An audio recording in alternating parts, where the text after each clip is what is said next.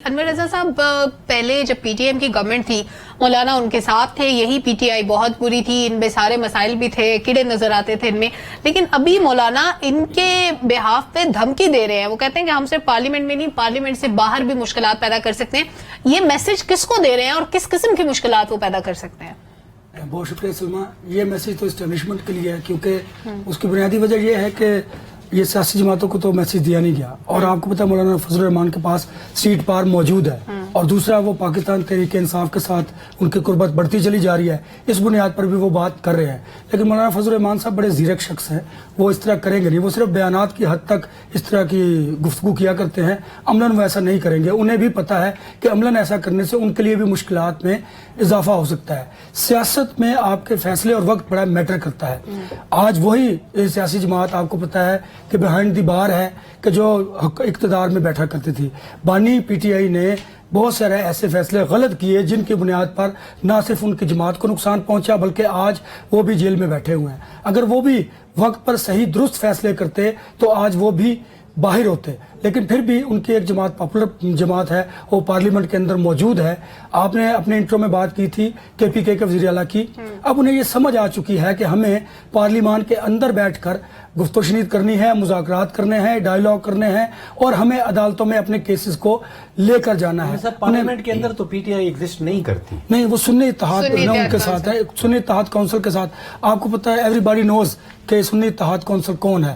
آپ جانتے ہیں پاکستان تحریک انصاف کہہ لیجئے انہیں، کوئی حرج نہیں ہے اس میں. تو لیکن یہ ہے کہ ہاں جی، لیکن ڈاکٹر صاحب مسئلہ یہ ہے کہ وہ جانتے ہیں اور وہ پارلیمان کے اندر اپنا رول پلے کر رہے ہیں. آج بھی دیکھا آپ نے، انہوں نے جو وہ کر سکتے تھے اپوزیشن انہوں نے کیا. سلما، شور شرابہ وہ ان کا حق کیا کر رہے ہیں پارلیمان کے اندر. باہر وہ اگر پرامن احتجاج کریں تو یہ ان کا آئینی حق ہے. عدالتوں میں وہ اپنے کیسز لڑیں گے، ان کا حق ہے. اب انہیں کم از کم یہ سمجھ آ چکی ہے کہ ہم نے جو آئین اور قانون کا راستہ ہے اس کو اڈاپٹ کرنا ہے. میرے خیال میں یہ اچھا ہے اور یہ جمہوریت کے لیے بھی بہتر ہے. اس سے آپ کے جو حکومتی امور ہیں وہ ان پر نظر بھی ہوتی ہے، آپ کا سیاسی ماحول بھی ٹھیک رہتا ہے، اور ملک بھی اس طرح آگے بڑھتا ہے. اور شاید میں سمجھتا ہوں کہ جمہوریت کو بھی اس کا کوئی نہ کوئی فائدہ ضرور ہوتا ہے. ٹھیک ہے، جمہوریت کا آپ کے خیال میں فائدہ ضرور ہوتا ہے، لیکن ایک عام آدمی کو بالکل بھی سمجھ نہیں آ رہی ہے. سڑکوں پہ احتجاج بھی چل رہا ہے، الیکشن کمیشن میں معاملات چل رہے ہیں، ہائی کورٹس میں چل رہے ہیں، سپریم کورٹ میں چل رہے ہیں، ہر جگہ بس پی ٹی آئی کے کیسز چل رہے ہیں، تو باقی معاملات کیسے چل رہے ہیں؟ انور رضا صاحب، پہلے بھی جب گورنمنٹس پچھلی 2-3 گورنمنٹس میں آپ نے دیکھا ہوگا کہ جب وہ آتی ہیں، کیونکہ پتا ہے کہ ہم پہلے سے آئی ایم ایف پروگرامز لے رہے ہیں، قرضوں پہ اپنی اکانومی کو چلا رہے ہیں، اس کو ٹھیک کرنے کی کوشش کر رہے ہیں، لیکن کر نہیں پا رہے اور خسارے والے اداروں میں ہم ڈبوتے جا رہے ہیں پیسہ. تو جو بھی گورنمنٹ آتی وہ کہتی تھی کہ ہم نے پریزیڈنٹ ہاؤس کا بجٹ اتنا کٹ کر دیا ہے، صدر ہاؤس کا بجٹ ہم نے، وزیر اعظم ہاؤس کا بجٹ ہم نے اتنا کٹ کر دیا ہے، گورنر ہاؤس کا اتنا کٹ کر دیا ہے. وہ سارے بجٹ کٹ کرنے کے بعد بھی لاکھوں کروڑوں کے خرچے جو وہاں پہ پر ڈے کے ہو رہے ہیں وہ کسی صورت تھمنے کو نہیں آتے، وہ صرف عوام کو دکھانے کے لیے ہوتا ہے. تو آئندہ گورنمنٹ آپ کو لگتا ہے کہ حکومت اپنے ایکسپنسز کم کرے گی تاکہ یہ معاملات بہتر طریقے سے چلیں؟ دیکھیے سلما، جو گورنمنٹ اپنے ایکسپنسز کم کرتی ہے ان سے کوئی اکانومی پر فرق نہیں پڑتا، اور وہ صرف عوام کو دکھاوے کے لیے ہوتے ہیں. آپ کو جو وائٹ ایلیفینٹس ہیں جہاں پر آپ اربوں روپے ماہانہ جھونکتے ہیں، آپ کو انہی اداروں کی نجکاری کرنے کی ضرورت ہے. دیکھنا، پرائیویٹائز کر دیجئے.